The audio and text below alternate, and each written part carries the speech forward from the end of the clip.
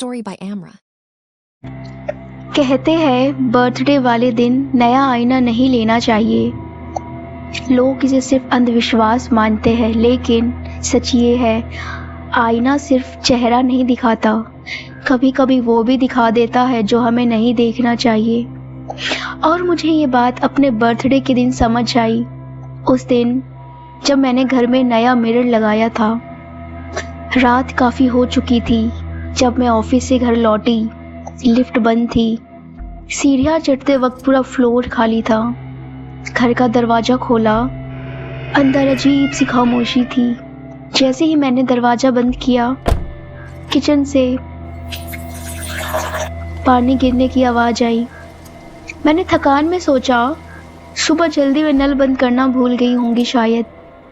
Bag सोफे पर रखा और किचन की तरफ चली गई।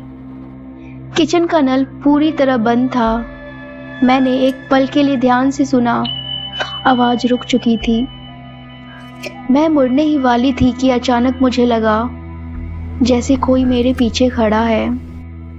मैंने पलटकर नहीं देखा, खुद को समझाया बस थकान है।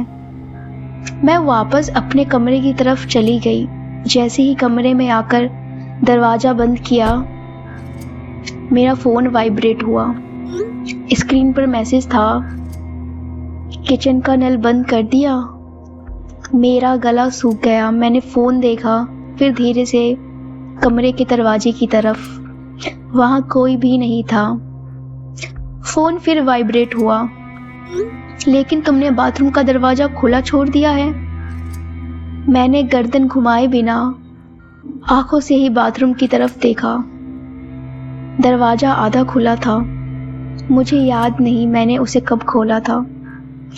फ़ोन फिर वाइब्रेट हुआ। अब पीछे मत मुड़ना। इस बार मेरी सांस भारी हो गई। मुझे अपनी गर्दन के पास किसी के होने का महसूस हुआ, बहुत पास, जैसे कोई बिल्कुल पीछे खड़ा हो। मैं चीखने ही वाली थी, उसी पल घर की सारी लाइट्स अचानक ऑन हो गई। मेरे दोस्त सामने खड़े थे, हंसते हुए, तालियां बजाते हुए। सरप्राइज! मैं कुछ बोल ही नहीं पाई। कल मेरा बर्थडे था। थोड़ी देर और सब रुके, बातें हुई, हंसी मजाक हुआ, लेकिन मैं बहुत थकी हुई थी। एक एक करके सब दोस्त चले गए। मैं घर पर ही रह गई। कहीं बाहर जाने का मन नहीं था। दरवाज़ा लॉक करके मैं सीधे बेड पर लेट गई। आंखें बंद की तो नींद लगने ही वाली थी कि बाथरूम से फिर वही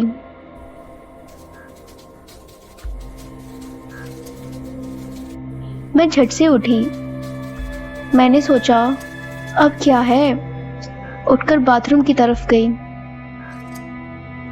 नल बंद था, फिर भी मुझे लग रहा था जैसे आवाज अब भी आ रही हो। तभी बाथरूम के शीशे से किसी चीज के घिसने की आवाज आई।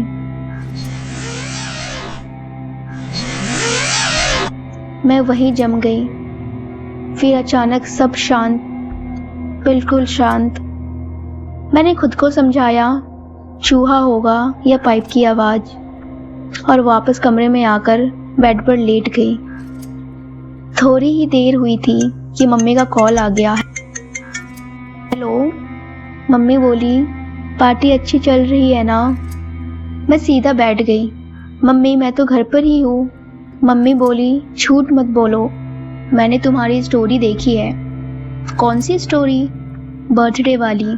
तुम बाहर हो, काफ़ी लेट हो रहा है, घर निकल जाओ। मेरा दिमाग घूम गया। मम्मी, मैं कहीं नहीं गई, मैंने सबको मना कर दिया था। मम्मी थोड़ी देर चुप रही, फिर बोली, तो फिर ये स्टोरी किसकी है? मैं जवाब देने ही वाली थी कि अचानक कॉल कट हो गया।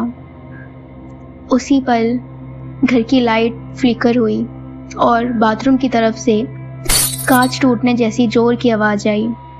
मेरा दिल जोर से धड़क उठा। चूहे ने क्या तोड़ दिया आप? मैं दौड़कर बाथरूम की तरफ गई, लेकिन वहाँ कुछ भी टूटा हुआ नहीं था। सब नॉर्मल था।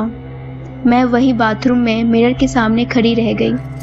तभी एक दोस्त का कॉल आया। उसने कहा, तू घर पहुंच गई ना ठीक से? मैंने गुस्से में कहा। क्या बक रही है, ज़्यादा पी रखी है क्या? वो बोली, पागल है क्या, मजाक मत कर, पिक्स भेज देना। और कॉल कट कर दिया। मुझे कुछ भी समझ नहीं आ रहा था। मैं तो गई ही नहीं थी। मैं अब भी बाथरूम में ही मिरर के सामने खड़ी थी। तभी मेरा ध्यान उसी दोस्त की व्हाट्सएप स्टोरी पर गया। मैंने स्टोरी खोली और उस स्टोरी में मैं थी, पब के अंदर डांस कर रही थी। मैं केक काट रही थी। मेरे आसपास वही सारे दोस्त खड़े थे जो थोड़ी देर पहले मेरे घर से गए थे। नीचे कैप्शन लिखा था, बर्थडे नाइट डन राइट। मेरा दिमाग सुन पड़ गया। ये तो मैं हूँ, बट मैं कैसे हो सकती हूँ? मैं तो यहाँ थी, अकेले। मैंने धीरे से मिरर की तरफ देखा। मेरी रिफ्लेक्शन मुस्कुरा रही थी, जबकि मैं बिल्कुल भी नहीं मुस्कुरा रही थी। और अचानक उसी पल बाथरूम का दरवाज़ा जोर से बंद हुआ।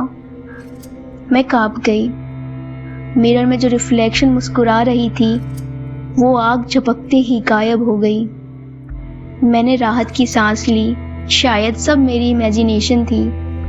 तभी मिरर के उस पार से धीरे धीरे किसी के नाखून घिसने की आवाज़ आने लगी। मेरे पैर कांपने लग गए। बाथरूम की लाइट जोर से फ्लिकर हुई। एक पल अंधेरा, एक पल रोशनी। जब लाइट फिर से स्थिर हुई तो मिरर के अंदर मैं नहीं थी और मेरे सामने बिल्कुल मेरी ही तरह दिखता हुआ कोई और खड़ा था।